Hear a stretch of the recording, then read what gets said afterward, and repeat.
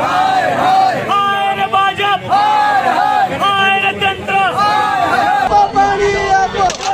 તંત્ર પાણી આપો, હાય રે ભાજપ, પાણી આપો,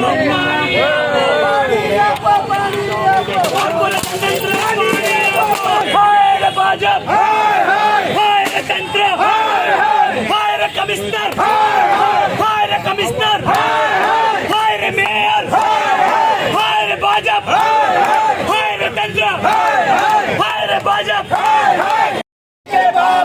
હાય રે કમિશનર, હાય રે કોર્પોરેટરો, હાય રે કોર્પોરેટરો, હાય રે ભાજપ, હાય રે કમિશનર, हाय रे कमिश्नर, बिजली पानी आपकी, नहीं किसी के बाप की, बिजली पानी आपकी, नहीं किसी के बाप की, बिजली पानी आपकी, नहीं किसी के बाप की, हाय कमिश्नर, हाय कमिश्नर, हाय कमिश्नर, काल लड़े थे गोरों से, आज लड़ेंगे चोरों से, काल लड़े थे गोरों से, आज लड़ेंगे चोरों से।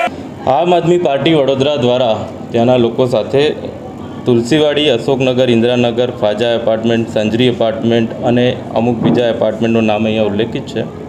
એની માટે લોકો રજૂઆત લઈને આવ્યા છે આજે, અને બહુ ઉગ્ર રજૂઆત એમણે કરી છે, એમાં પાણી અને ગટર ઉભરાવાની ફરિયાદ છે અને જોડે જોડે સ્ટ્રીટ લાઇટની, રોડ રસ્તાની ફરિયાદ છે.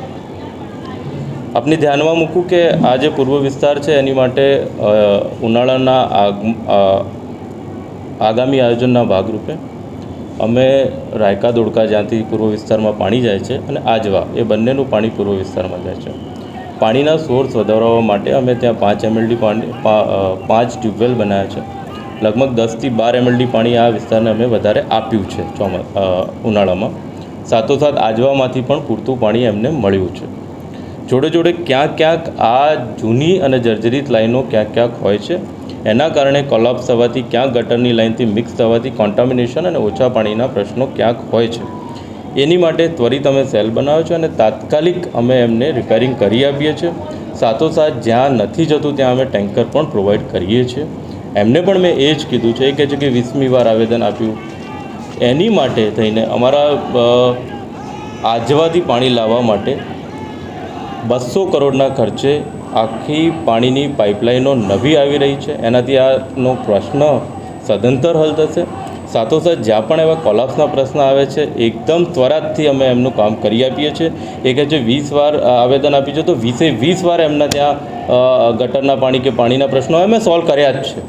એવું નથી કે નથી કર્યા. અને એટલા માટે જો એ આવેદન લઈને આવ્યા, તો આજે કે કાલે આવેદન લઈને નથી આવ્યા, 2 મહિના પહેલાં કદાચ આવ્યા હશે આવેદન લઈને, તો 2 મહિનાના સમયગાળામાં અમે એમને ગટર, પાણીને બધું આપ્યું જ છે.